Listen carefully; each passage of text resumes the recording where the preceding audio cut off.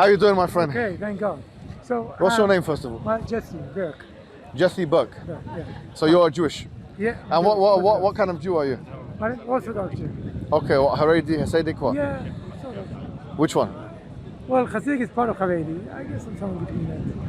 Okay, fantastic. Okay. What did you want to ask me today, brother? Yeah, okay. So first of all, before you were talking about, I don't know, gender issue, you talk about LGBTQ, I don't know what, you talk about gender I didn't issue, speak about that today, but yeah, okay. I have in the But past. you were saying about for someone who left Islam, who was born, well, that's really bad.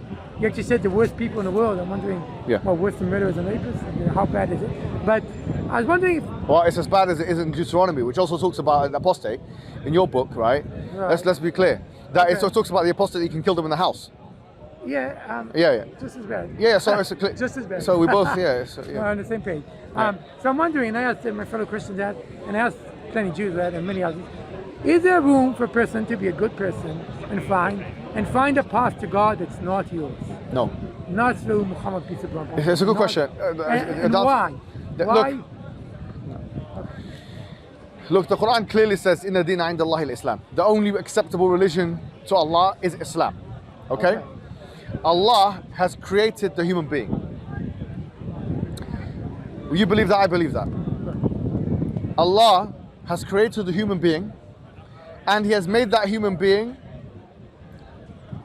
free-willed. In other words, this human being has a choice between good and evil. That's our belief. Although there are some who believe in predetermination. We believe in predetermination, but we have a compatibilistic position, which is, as you know, both godly determinism and human free will. They coalesce in a certain manner, okay?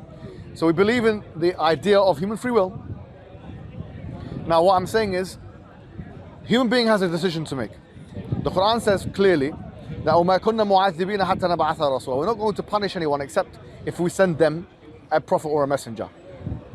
This is chapter 17, verse number 15.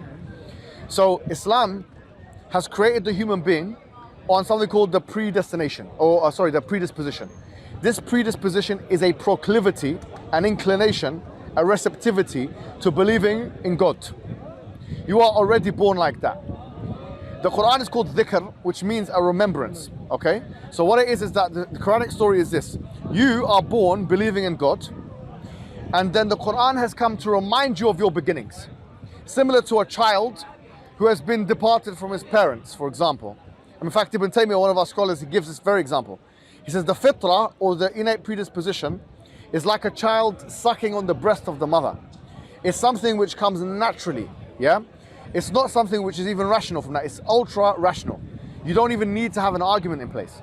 It's something like when you put your hand on a fire, that reaction, that carnal, visceral, human reaction is the same kind of reaction, that level of instinct that you believe in God. Now, having said that now, if a human being does not believe in Islam and has never been exposed to it, we don't say that this person will perish and ever have an eternity of punishment. What's going to happen to him? Yeah, so some scholars say that in the Day of Judgment they will be given an independent test. In fact, there's a hadith to that effect, okay? They'll be given an independent test on the Day of Judgment. Wait, between Mountain Olives and... Between Mountain Olives and Temple Mount? No, it doesn't say this in the hadith, I don't think so. You know, unless you know a hadith, I don't. But no, yeah, so they'll be given an independent test on the Day of Judgment. But the point is that what is that this process of a human being listening to the Quran, being reminded of his purpose, is referred to in the Quran as nur ala nur. Nur is basically light upon light. You have the light of the fitrah, the light of the human inclination to believe in God, and then you have the light of revelation, and then they intermingle in a most delicate and precise of ways. But you do agree that there are two different things. If you talk about inclination to God, I hear. Inclination to, I don't know, pray exactly 5 times a day, or say exactly the words, La ilaha illallah, or whatever. That's not something someone's born with. I agree right? that. Yeah, exactly. He has to hear it from someone. Absolutely. So what we distinguish between is the theoretical Islam, praying 5 times a day, even who the Prophet Muhammad was. The character of Prophet Muhammad, we don't claim that someone is born believing in this stuff. Well, our claim is only one, which is that someone is born believing in submission to God. Now, Islam can exist without the Prophet Muhammad, and it had existed. I mean, when the Prophet Muhammad didn't exist, you had Moses, you had Jesus, you had Abraham, you had Noah. you had prophets that came before. And Islam at that time was not about following the prophet, it was about following those prophets. But you can't be a Muslim today, since 1400, without believing Muhammad, right? Okay, like you can't be a Christian without believing no, I Muhammad. understand. No, I understand. But just your point was, when we say Islam, we're not saying anyone is born believing the 5 pillars of Islam. That's not our claim at all. Yeah, Islam is Istislam, which is the idea of submission. By the way, talk about the 5 pillars, right? Okay. A righteous Christian, Hindu, I don't know what. Salah, he prays. Sadaqah, okay, he gives charity. He basically does it, but not in Islam way. You don't accept it, right? You won't consider that following. He has to do it in your way. That's the only path for salvation to God. What was your name again, bro? What? Jesse, let me tell you something which I think you already know. Maybe you're advocating a universal perennial position of Judaism, which, by the way, most Hasidics don't agree with. Okay. But let's just True. yeah. I agree. And in fact, the 95%. But let me just include. I'm representing myself. Okay, no problem. Not my parents, not myself. But what I want to say is that every ideology by its nature is a refutation of another ideology. In other words, every ideology claims a truth another ideology doesn't have. So clearly, if Judaism is any different from Christianity and Christianity is any different from Islam, then there are some refutational aspects of Judaism which can be extrapolated, which would go against the nature of Christianity or Islam and vice versa. Meaning this idea that we believe in one truth, which is sent by God, is not something remarkable or exceptional about the Islamic discourse. The reason think about it clearly. Any ideology, in order for it to be thusly understood as a demarcated ideology, distinguishable from other ideologies, must have aspects of it which are differentiated from other ideologies. In practice, for sure. In theory as well. Well, what? I go masjid, I go synagogue, I go church, or temple. For sure. What exactly? No, in theory. Well, but see, the theory doesn't have to. Look, the Sharia, right? You have the 4 schools, right? Something, right? You can choose. Okay. I'm valid, right? Yeah. And they're all okay in your eyes. Yeah. Am I right? Mm-hmm. Okay. So here's 4 distinguished schools, differentiate, but each one for you is a path to Allah. Okay? I don't know if you'll include the Shia thing, but inside this study. Okay. Yeah. Right. So you do have that. I'm just stretching it further and saying there could be ways to Allah that maybe go differently. I understand what you're saying, but can I retort? What I was going to say is that all 4 schools of thought are operating on the same basic premise, which is that we want to believe in God and the Messenger and follow the Messenger. Okay? Now, just to let you know, it's a bit complicated, but I might as well just mention it. Yeah, the Usulis, there are a group of scholars referred to as the Usulis who delve into something called the principle of extrapolation. There are 2 camps of Usulis.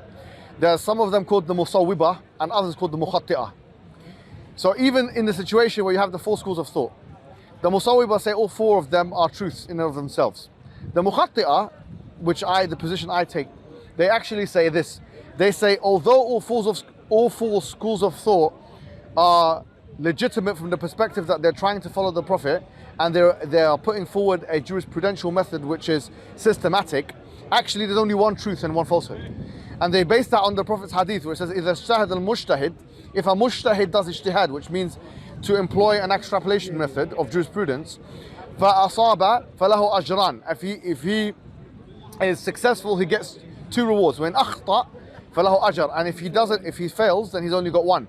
Now the point is the hadith is clear that you can make a khata, or you can err on the side of falsehood.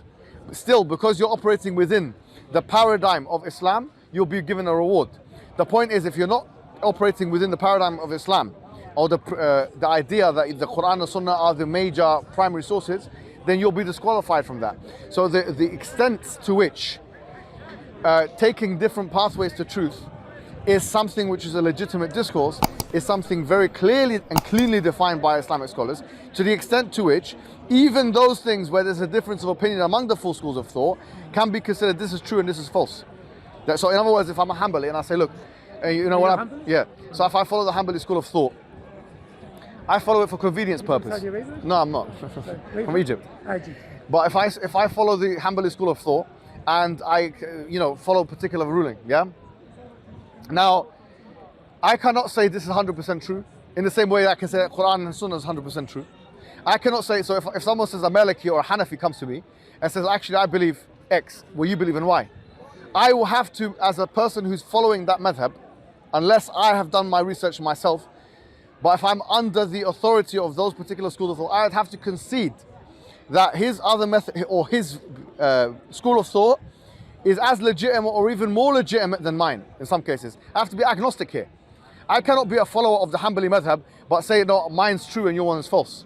But you don't So regard, that's where the difference lies. Whereas as a Muslim, I will say my religion is true and your religion is false.